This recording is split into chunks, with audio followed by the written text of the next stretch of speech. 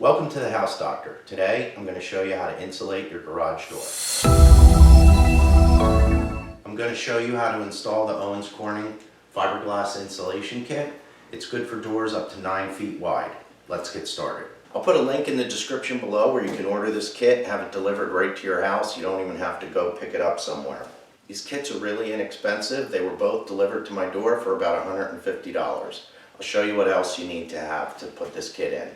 You're going to need a tape measure and a sharp utility knife, some kind of straight edge and a pencil, gloves, and something to clean your door.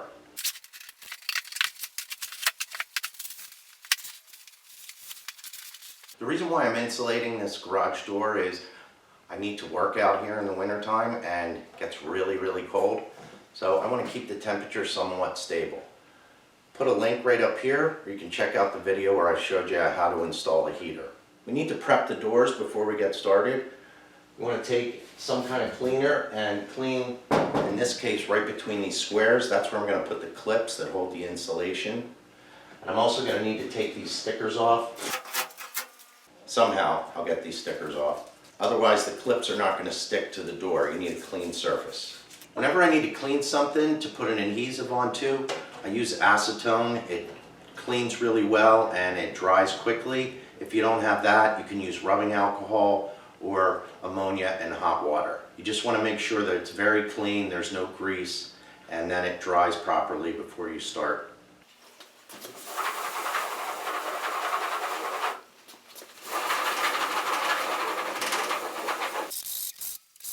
As you can see, the acetone took a little bit of the paint off.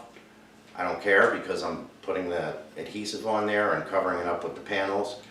If you're going to be wiping down something you care about with acetone, keep that in mind. It's really aggressive and it'll strip the finish off of a lot of things. First thing you want to do is check your panels. Put your tape up behind all the way in and measure down. My top panel here is 21. I checked all of these already. All of them are 21. If your panels are a little bit shorter, you may have to rip the insulation down a little bit, but with the 21-inch section, it's going to work out fine. I won't have to rip them, I'll just have to cut them to length. Now you want to check your length and divide it into roughly thirds. It doesn't have to be exact. So on this side I'm 53 inches. So I want to put my stickers roughly 17 inches apart, and that'll break it up into thirds.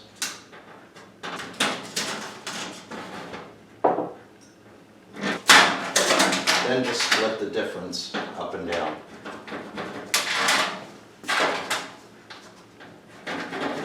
I have everything marked where I need to put them. Now I'm just going to take my adhesive pads and stick them to the wall everywhere I need them.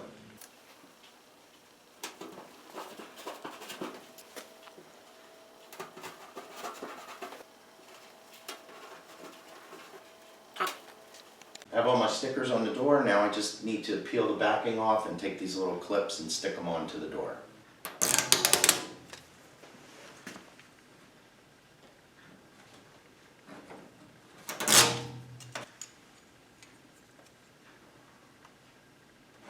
When you're putting these on, you don't have to worry which ones you grab. They're all the same. The ones that stick to the door and the ones that we'll put on later, the whole pack, they're all the same. Let me finish putting these on and we'll get to the insulation. Just going to double check my measurement. You want to make sure that you're measuring behind the end piece over here, all the way up against the side of the door. So I'm 53 inches. You want to cut it a little bit long. I'm going to cut it about 53 and a half.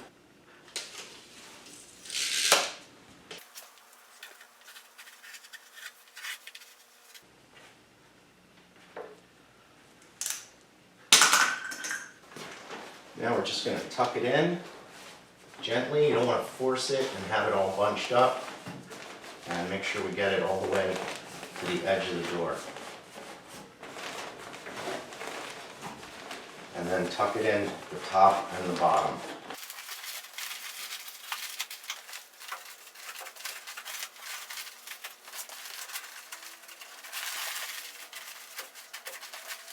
Once you have your panel in place and you're happy with where it's situated, you want to feel around to where those clips are behind it. So I have one right here.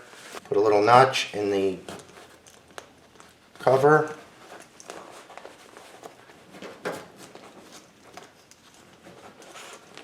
And there's our clip that's stuck to the door. Just take your other clip and push it on all the way. And it'll close up.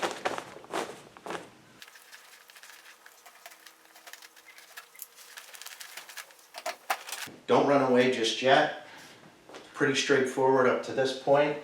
We have something a little bit different we need to do down here. This is where the locks come through the door. So I'll do this panel next. My doors are 9 feet wide. That's the maximum size you can do with this kit.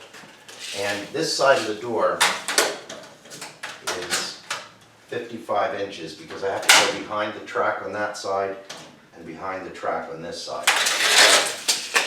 You may need to have your cameraman or whoever else you have around the house help you out with this. I had to take the panels and just stretch them a little bit. Just grab it on either end and just give it a slight tug to get me to the 55 inches. So I won't have to cut these to length. But I do have to notch out for this. You don't want to just take the insulation and shove it in here. Let me show you what I'm talking about. Right here is where the shaft comes through for the door lock that I don't use and probably nobody else does.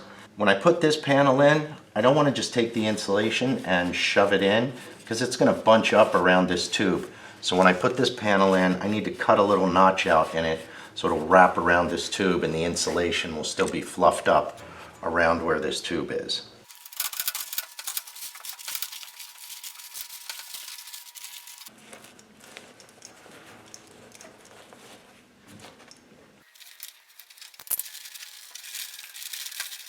If you're finding this video helpful, I hope you'll take a minute to hit the thumbs up button. That helps you and me. It helps you by allowing YouTube to recommend more home improvement videos or other videos like this. It helps me because it lets me know that I'm doing okay on my videos and it'll get my videos recommended to other people. If you hit the subscribe button, you won't miss any other videos I put out with other home improvement tips. The notification bell, if you click that, they'll send you notifications as my videos come out. Let me finish up these panels and we'll see what it looks like when it's done.